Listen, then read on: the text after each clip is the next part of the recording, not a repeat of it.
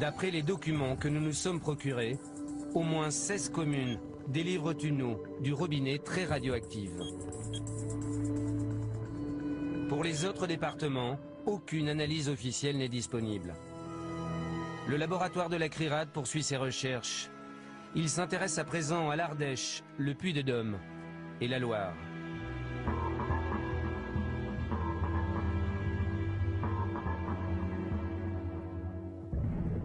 Il existe une pollution de l'eau encore plus méconnue.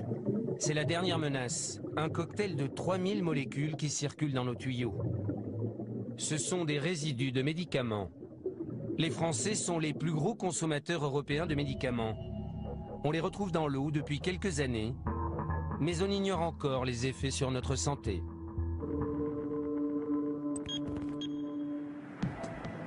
C'est une partie de pêche un peu particulière qui se joue sur les bords de la Seine, non loin de Rouen. Ici, les pêcheurs de Gardon travaillent pour la science. Christophe Minier étudie l'impact des médicaments sur les poissons. Oh là là, ça c'est de la bête. Cet écotoxicologue de l'Université du Havre s'intéresse surtout aux hormones féminines, comme la pilule contraceptive, très présente dans la Seine.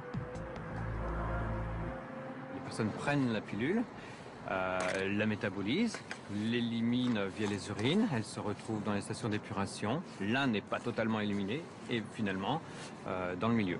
Ça se retrouve comme ça dans la Seine Dans la Seine, dans nos poissons. C'est un mâle. Ces chercheurs s'intéressent surtout aux mâles et à leurs testicules. Voilà les deux testicules du gardon que je viens de prélever et qu'on va analyser. Ce qu'on a pu constater, nous, c'est que justement certaines protéines qui sont normalement exclusivement femelles, eh bien on les trouve dans le plasma des mâles. Ce qui montre une féminisation d'une population d'individus mâles. Les poissons se féminisent, en partie à cause des hormones féminines. Un peu partout dans le monde, les scientifiques font le même constat.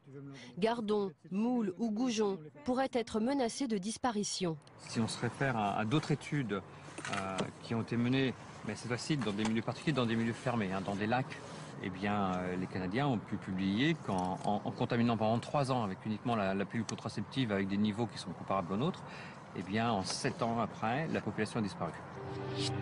La féminisation des poissons ne se voit pas à l'œil nu. Depuis 13 ans, Christophe Minier observe leurs testicules au microscope. En 1998, en disséquant un chevenne, il est tombé sur un spécimen inquiétant.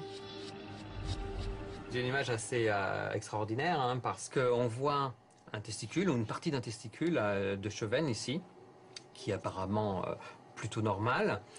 Ce qui est très très particulier, c'est que sur ce testicule est en train de se développer un ovaire. Et on voit typiquement là au grossissement que c'est vraiment des tissus connectés et que c'est bien un ovaire qui est, avec ses différents ovocytes ici, qui est en train de se développer sur le testicule. Dans certains fleuves ou rivières, ces mâles qui se féminisent sont loin d'être une exception. Nous, dans les sites pollués, on a de 4 à 40% de poissons intersexués.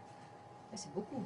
C'est beaucoup. Les Anglais ont eu des sites jusqu'à 100% intersexués, eux.